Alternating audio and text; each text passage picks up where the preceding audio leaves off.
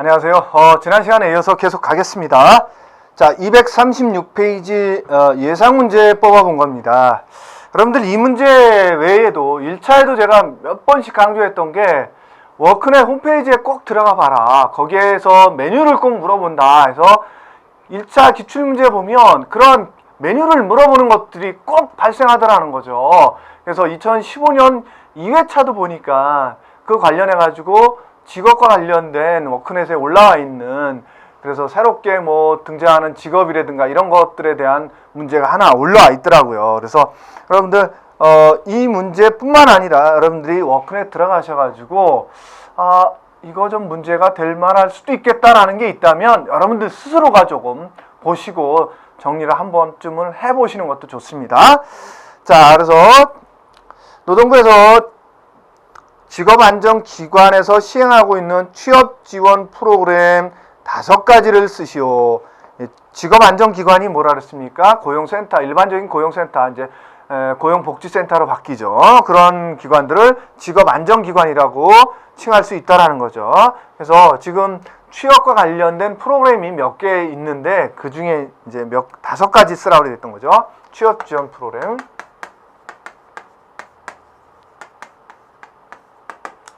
첫 번째 성취 프로그램은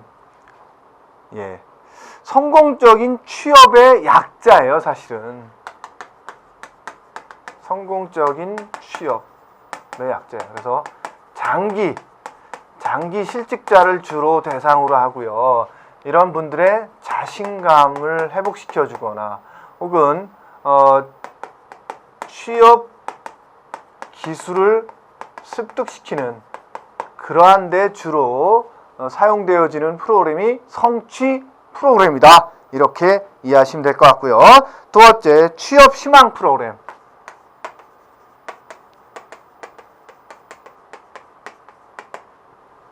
말 그대로 희망을 주는 거예요. 희망을. 그래서 취업에 도움이 필요한 사람들에게 자신을 돌아보게 하고 이해하며 긍정적인 측면을 찾도록 해서 자신감 회복과 취업 희망을 돕는 프로그램이라는 거죠. 그래서 취업이 필요한 사람에게 긍정성을 높여서 희망을 찾도록 도와주는 프로그램이다. 이렇게 이해하시면 될 것 같고요. 우리 문제는 뭐냐? 여기서 이걸 쓰고 설명하라는 얘기가 없어요. 그죠? 그럼 뭐예요? 이 5가지만 써도 된다라는 얘기예요. 제가 그걸 간략히 설명드리는 겁니다. 아시겠죠? 그 다음에 성실. 성실은 뭐냐면 성공적인 실버의 약자예요. 성공적인 실버의 약자. 그러다 보니까 뭐예요? 중장년층의 재취업을 돕는 프로그램이다. 이렇게 이해하시면 되겠죠. 그 다음에 주부 재취업 설계 프로그램이라는 것도 있다. 주부 재취업 설계. 말 그대로 주부로서 살다가 다시 취업하고자 하는 사람들. 그죠?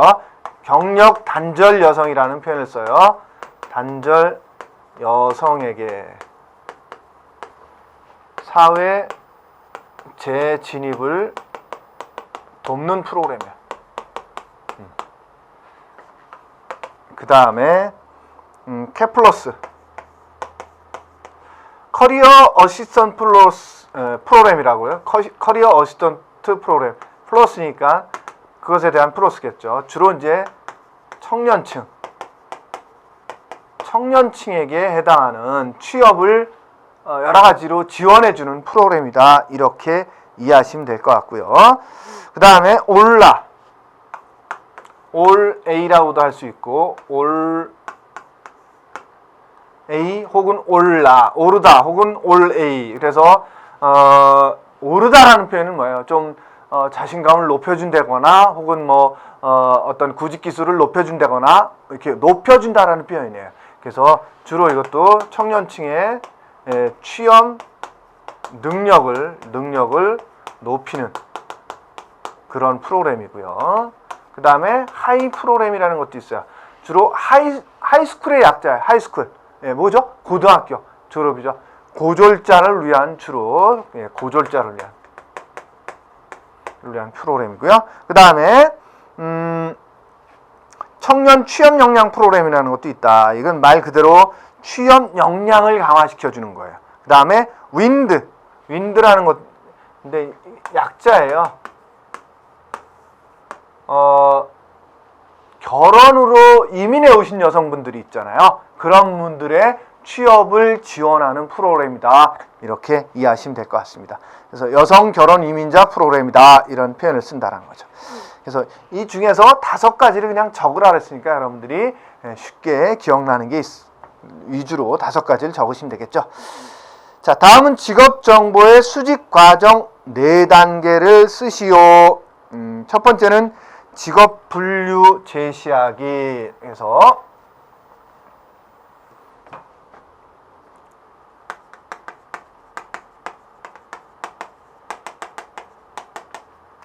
수집 과정.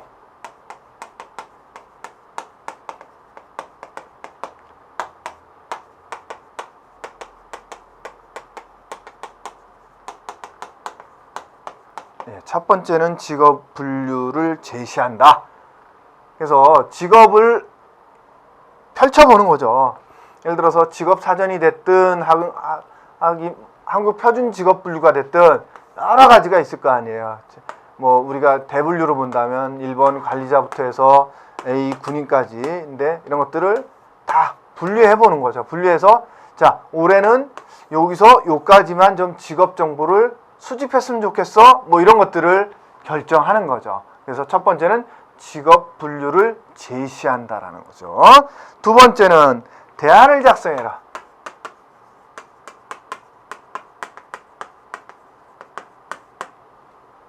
그래서 이런 거죠. 자, 여기서부터 여기까지를 하기로 했어요. 근데 직업을 수집하는 방법을 뭘로 할 거냐 이거죠. 첫 번째 뭐 예를 들어서 회사를 대상으로 현장 조사를 할 건지 혹은 설문조사를 할 건지 혹은 뭐 면담을 통해서 조사할 건지 상담이죠. 상담 등등등등등 여러 가지가 있을 거예요. 그 중에서 대안을 몇 개를 작성해 보는 거죠. 자, 이 직종은 말이야 이런 방법이 괜찮을 것 같아. 몇 가지 대안을 만들어 보는 거죠. 예. 세 번째는 목록을 줄인다.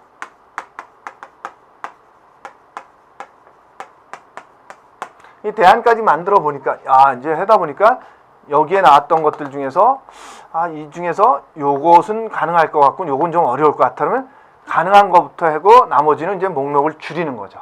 네. 그 다음에 마지막으로 직업 정보를 수집한다. 이런 식의 과정을 거친다라는 얘기입니다. 다음은 예상 문제로 직업 정보의 수집 방법 6가지를 쓰시오. 직업 정보를 수집할 수 있는, 구입할 수 있는 수집 방법.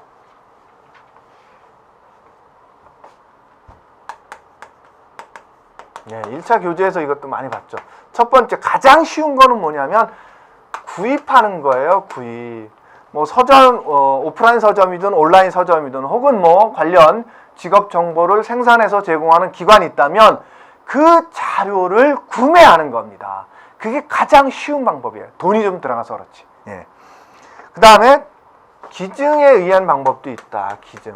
주로 이제 학교나 이런 공공기관은 일반적으로 직업 정보를 만들면 그런 학생들에게 제공하라고 해서 기증을 해줘요. 예. 그런 관련 서적들은.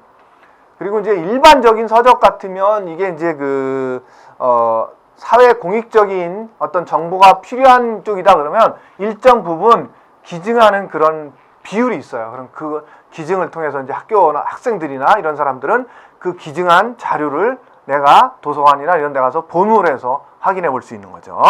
그 다음에 통신에 의한 방법도 있죠. 여러분들 많이 쓰고 있는 인터넷 검색이죠.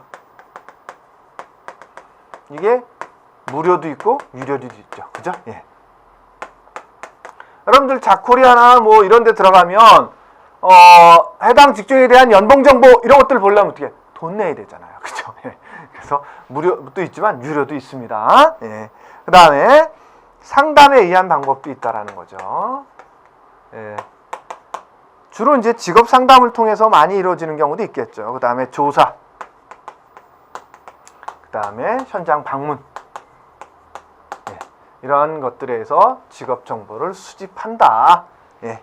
이 방법을 몇 가지를 기술하시오라고 되어 있다는 거죠. 그래서 수집 방법 6가지 다 적으라 그랬으니까 6가지 다 적었는데 뭐 6가지 다 할 수도 있고 5가지만 적으세요라고 할 수도 있겠죠. 어쨌든 지금 6가지밖에 안 되니까 6가지 기억해 두시는 게 좋겠죠. 아시겠죠? 굳이 이것을 여기에 대한 설명들은 제가 하지 않겠습니다. 지금 제가 구두로 설명을 드렸으니까. 자, 그 다음에 예상 문제로 직업정보의 관리 과정 5단계를 쓰고 각각에 대하여 설명하시오 라고 나올 수도 있고 그냥 직업정보 관리 과정 5단계를 쓰시오 라고 나올 수도 있다라는 거죠. 그래서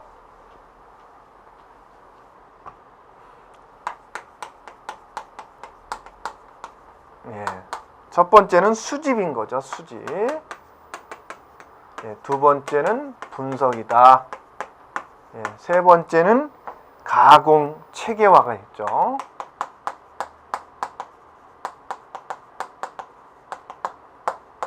네 번째는 제공이 되겠습니다. 제공. 마지막으로 평가라는 걸 해본다.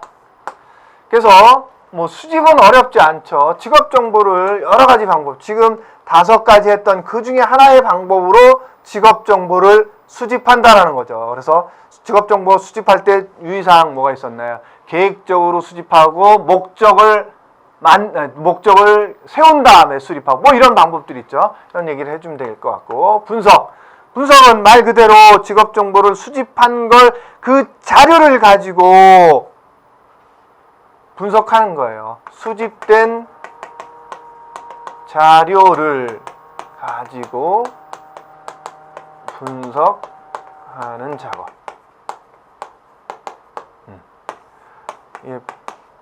분리, 배열 이런 것들이 속하는 것들이에요. 분석에는. 그 다음에 가공, 체계화. 하나로 묶어서 쓸 수도 있겠지만 둘로 나눌 수도 있겠죠. 가공이라는 것은 말 그대로 수집된 혹은 분석된 직업 정보를 이용자들이 쉽게 이용할 수 있도록, 쉽게 사용할 수 있도록 정리, 변환해 주는 작업이다.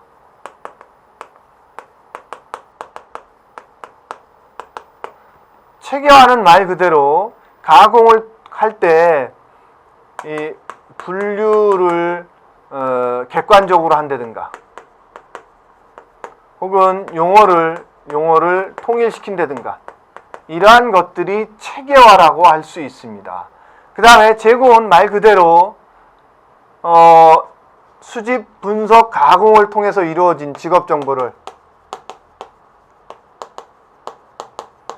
이용자들이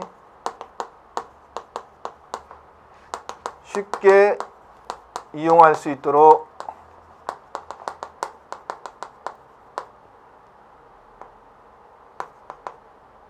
제공해 주는 거예요. 할 수 있게 뭐랄까요? 쉽게 이용할 수 있게 하는 것이죠. 하는 것. 접근성을 높이는 거예요. 그게 제공해 주는 거죠. 그래서 어떤 방법으로 제공해 주느냐, 여러 가지 방법들이 있겠죠. 그냥 책자로 제공돼 주는 것도 있을 테고, CD나 혹은 인터넷으로 제공될 수도 있고, 혹은 동영상으로 제공될 수도 있고, 여러 가지 제공 방법은 여러 가지겠죠. 그 다음에 평가는 뭐예요? 이것들이 직업 정보 제공된 것들이 잘 된 것인지 잘못된 것인지를 평가하여 향후 직업정보 수집에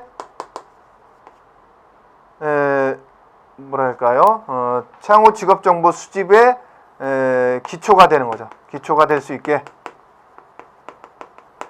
있는 자료를 자료를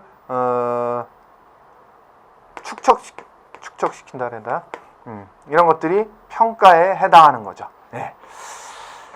자, 그래서 이 뒤에 나오는 것들은 여러분들 어려우면 굳이 그대로 쓸 필요는 없습니다. 여러분들 나름대로 조금 변환해서 쓰세요. 대신 뭐는 기억해야 된다? 예, 요 앞에 적는 것들은 반드시 기억하셔야 되겠죠. 아시겠죠? 자, 다음은 직업정보를 수집할 때 유의사항 5가지 쓰시오. 예.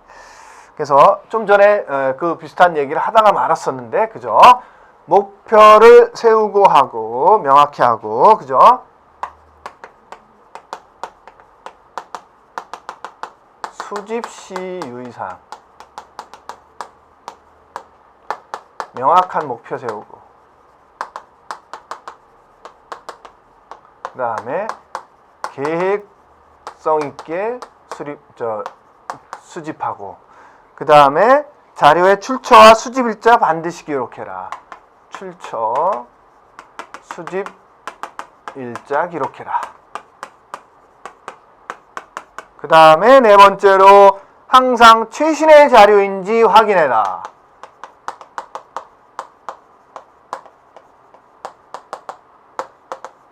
그 다음에 마지막으로 필요에 맞는 작업이 이루어져라. 왜 녹음이 필요한지, 혹은 녹화가 필요한지, 혹은 뭐 기타의 어떠한 것들이 필요한지, 이런 것들에서 필요한 작업을 통해서 직업 정보를 수집해줘라, 이런 뜻인 거죠. 그죠? 예. 예. 녹음 같은 경우 그런 거죠. 예를 들어서 뭐 우리의 소리를 찾아서 이런 거 있잖아요. 그런 걸 뭐 글로 적어왔다. 그러면 그 맛이 안 나잖아요. 그죠? 녹음을 해와야죠. 예. 그래야 생생하게 그 목소리를 전달할 수 있는 거잖아요. 그렇듯이 직업 정보를 수집할 때도 필요한 작업들을 통해서 수집하라는 얘기입니다. 예. 그 다음에 직업 정보를 분석할 때 유의사항. 예, 이 유의사항 몇 가지가 있었던 게 수집할 때 유의사항, 그 다음에 분석할 때 유의사항, 그 다음에 제공할 때 유의사항, 이런 것들이 있었던 거죠. 그래서 분석할 때는 첫 번째, 동일한 정보를 할 때로도 다각적인 분석을 시도해서 해석을 풍부해라. 다각적 분석을 통해서 뭐래라? 해석을 풍부히 해줘라. 두 번째는 전문적인 시각에서 분석해줘라.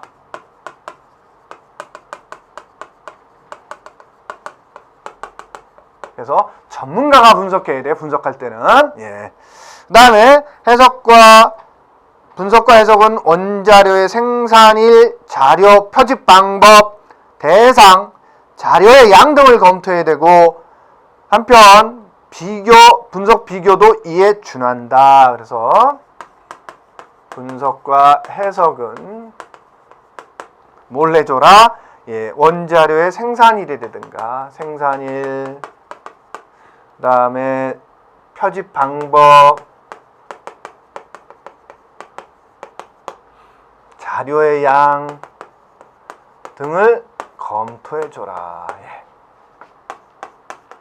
그 다음에 네 번째는 직업정보원과 제공원.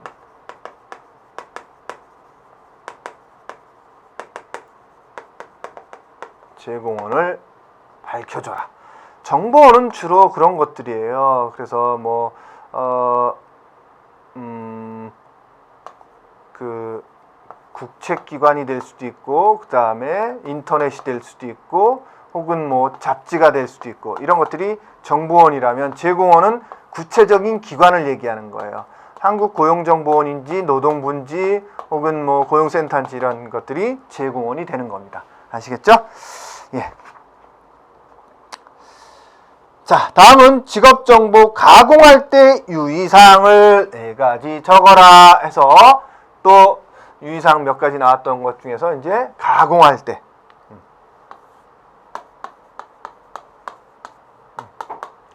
첫 번째는 직업은 그 분야에서 매우 전문적인 면이 있으므로서 전문적인 지식 없이도 이해할 수 있는 언어로, 쉬운 언어로 가공하라는 거죠. 이용자 수준에 맞게 가공해라. 네. 분석은 전문적인 시각에 의해서 하지만 가공은 이용자 수준에 맞게 가공해 주라는 거예요. 그 다음에 직업의 장단점을 편견 없이 제공해라. 장단점 없이, 편견 없이 제공하라. 세 번째는 가장 최신의 자료를 활용하되 표준화된 최신 자료와 표준화된 자료를 이용하라.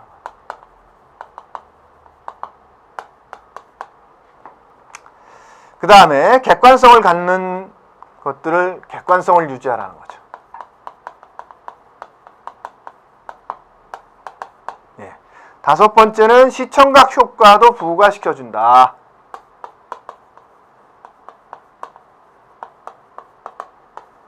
그 다음에 여섯 번째로 정보 제공 방법의 적절한 형태로 제공해라. 적절한 형태. 예. 이것도 제가 예를 들었었죠. 예. 그 시각장애인에겐 뭘 해줘라? 예. 일반적인 교재가 아니라 점자책 같은 것들을 주는 게 적절한 형태가 되는 거죠. 그렇지 않으면 예. 시각장애인의 입장에서 뭐예요? 볼 수가 없으니까. 예. 그런 뜻인 거예요. 자, 다음은 계산 문제가 나오기 시작합니다. 그래서 지금까지 이 직업 정보에 관련된 부분들은 사실 많이 나오지 않았었어요. 2차 수집이 아니라 직업 정보의 관리에 관한 부분들은 2차 시험 문제로 많이 나오지는 않았었는데, 그래서 이제 예상 문제로 주로 나왔던 건데, 나올 수 있기 때문에 조금 봐두세요. 이제는 아시겠죠? 자, 다음은 244페이지 계산 문제를 보도록 하겠습니다. 자, 이런 계산 문제는 쉬워요. 정말 쉬워. 근데 여러분들이 아이고 계산이구나 해서 머리 아파진다라는 거죠. 딱 하나만 기억해 두시면 딱 하나. 예, 뭐겠습니까? 인구트리. 예, 인구트리. 인구는 15세 이상의 인구와 비노동인구로 나눠진다. 예, 말 그러면 노동인구겠죠. 노동인구가 또 생산인구예요. 생산 하는 인구. 그래서 다 같은 얘기예요. 이걸 또 둘로 나누면 경제활동인구와 뭐죠? 비경제활동인구죠. 예. 경제활동인구를 다시 둘로 나누면 취업자와 실업자로 나눠지는 거죠. 취업자는 다시 임금 근로자와 비임금 근로자로 나눠진다. 그래서 비임금 근로자는 자영업자, 무급 가족 종사자,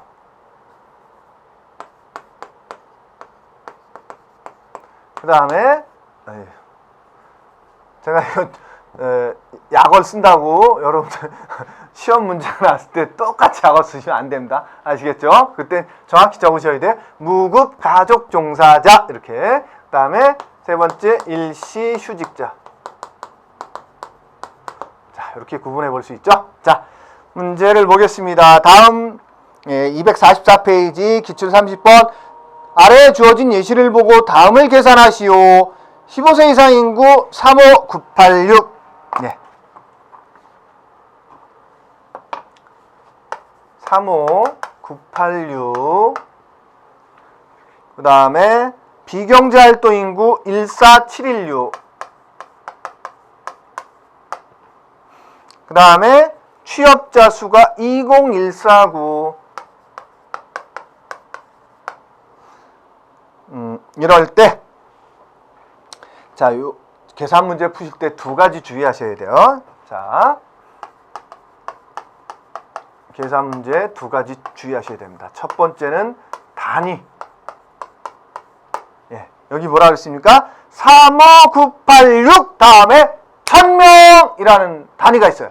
그러면 정답 적을 때도 그 뒤에 1000명이라고 적으셔야 돼요. 그거 빼놓으시면 정답 처리 안 됩니다. 아시겠죠?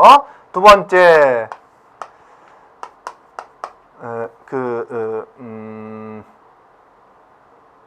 뭐라 해야 되나? 단위하고,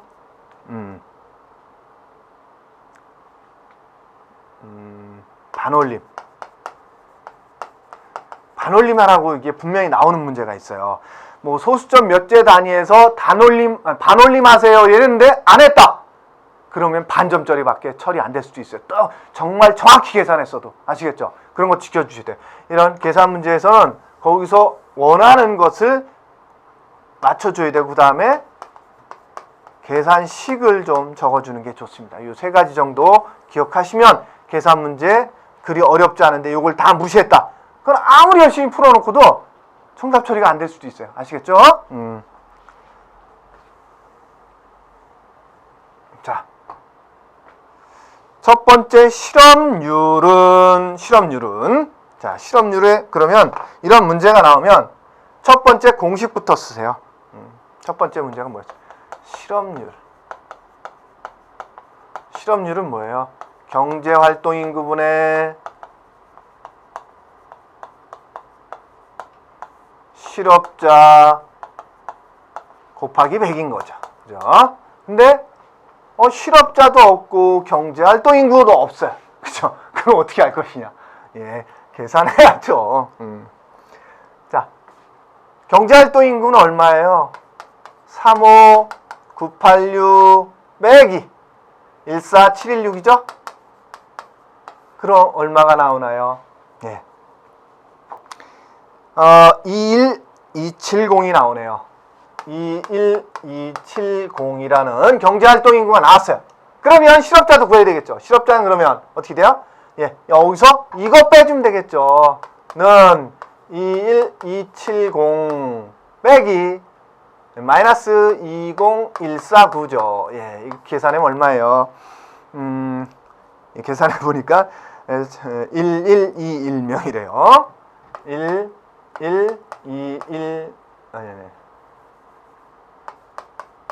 1명이랍니다. 그러면 실업자 수가 나왔죠. 그죠? 요거 갖고 계산하면 되겠죠? 이것분의 이거가 되겠죠.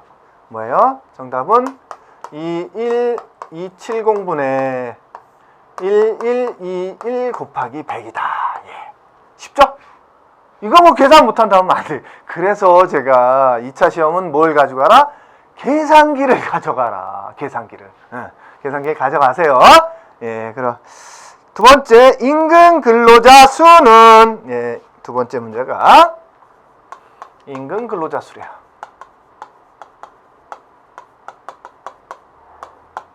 임금 근로자는 여기서 보면 어떻게 되는 거야? 취업자에서 임금 근로자, 비임금 비근로자 있었죠. 그럼 어떻게 되는 거야? 예, 임금 근로자는 어떻게 되는 거예요? 취업자에서 비임금 근로자 빼주면 되겠죠. 그죠? 그럼 임금 근로자 수가 나오는 거잖아요. 그쵸? 그러면 여러분들 지금 취업자가 나왔는데 이게 구분되어 있는지 봅시다. 자, 취업자 20149,000명에는 자영업자 5646,000명, 자영업자 5646,000명, 그 다음에 무국가족 종사자 1684000명, 1684000명, 그 다음에 상용 근로자 6113,000명, 예, 상용 6113,000명, 그 다음에 임시근로자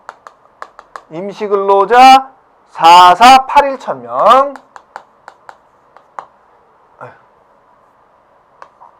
숫자니까 정확히 적어줘야 되겠죠. 그 다음에 일용근로자 2225,000명, 일용 2225,000.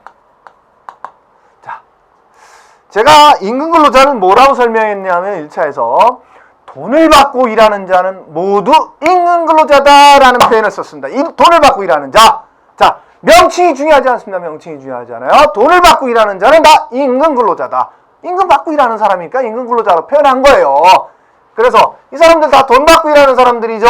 명칭이 중요한 게 아닙니다. 그래서 이 사람들은 다 임금 근로자고요. 이 사람들은 비임금 근로자라는 거죠. 그러면 자, 뭐였어요? 취업자에서 20149에서 비임금 근로자 합치면 얼마예요? 이거 합치면.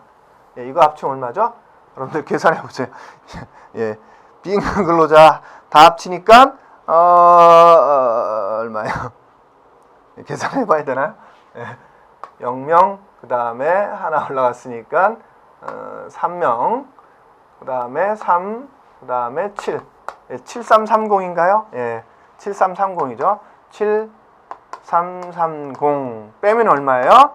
예, 그러면 12819,000명이 나온대. 12819,000명. 예. 정답 쓸 때 뭐라고요?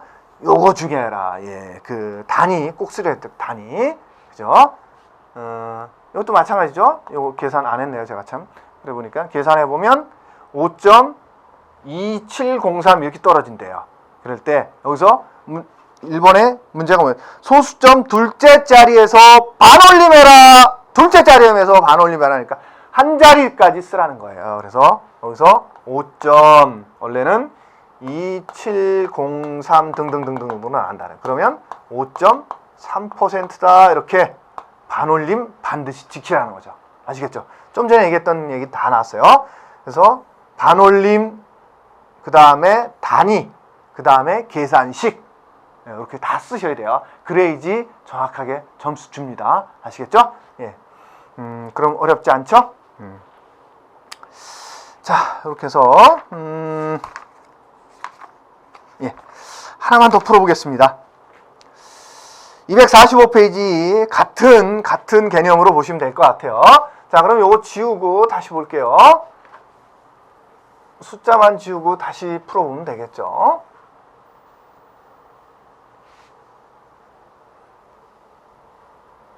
어렵지 않죠, 여러분들? 계산식 어렵다 생각하시면 굉장히 난감해집니다. 이거 쉬우셔야 돼요. 그래야 계산 문제가 나오면 이거 점수 하나 얻었네? 이렇게 생각하시는 겁니다. 아시겠죠? 자, 245페이지 기출 31번 볼게요. 인구가 500명이고 15세 이상은 400명이고 취업자 수는 200, 실업자 20. 정규직 직업을 구하려고 하는 단시간 근로자 10명. 여러분들 이게 함정이에요. 함정. 네, 지금 말씀드릴게요. 마지막에 나온 그 숫자가 함정입니다. 자, 인구가 500이에요. 15세 이상이 400이고요. 그 다음에 취업자 수가 200이고요. 실업자 수가 20명이래요. 그럴 때 마지막으로 정규직 직업을 구하려고 하는 단시간 근로자. 자, 단시간 근로자. 단시간 근로자는 어디에 속해요, 여러분들?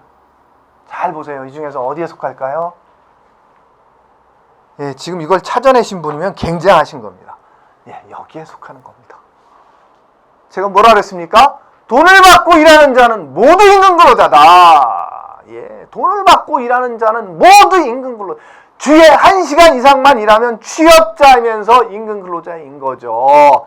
그러면 이미 여기 10명이 들어가 있는 거예요. 그럼 뭐예요? 취업자 수 200 중에 10명 포함되어 있다라는 거예요. 근데 이걸 별도로 계산하신 분들이 있어요. 그래서 틀린 분들이 많아요. 아시겠죠? 이 함정이었던 거. 이 함정만 피할 수 있었으면 되게 쉬웠는데 이 함정에 무지하게 많이 빠지셨어요. 많은 분들이. 예. 자, 첫 번째 문제가 경제활동 참가율은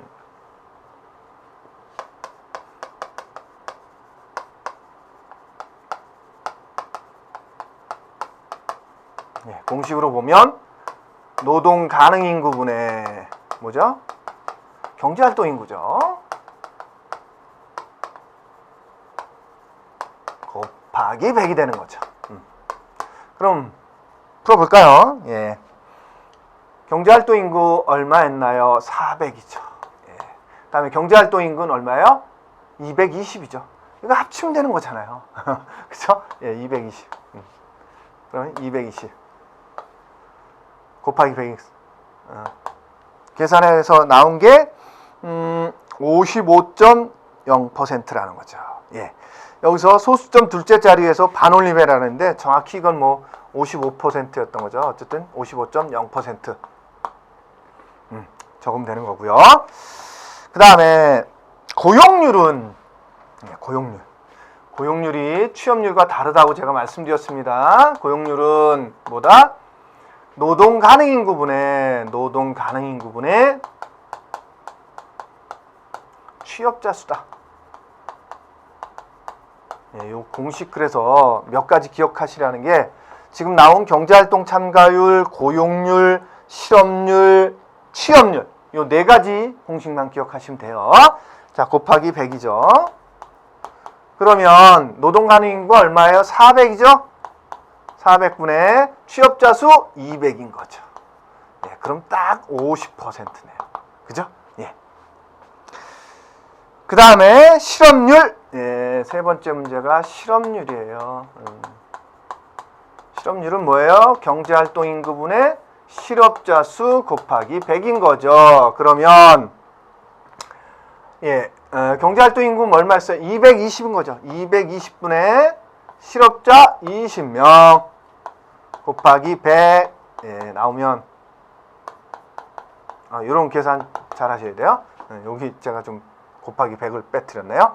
예, 그래서 나온 게 예, 9.090909 뭐 이런 식으로 나오는데 9.0909 그래서 이것을 둘째 자리에서 반올림해라 했으니까 9.1%겠죠. 그죠? 예, 이런 식으로 이런 것들 주의해 주시면 돼요. 아시겠죠? 예, 이 시간에는 여기까지 하고 마치도록 하겠습니다. 수고하셨습니다.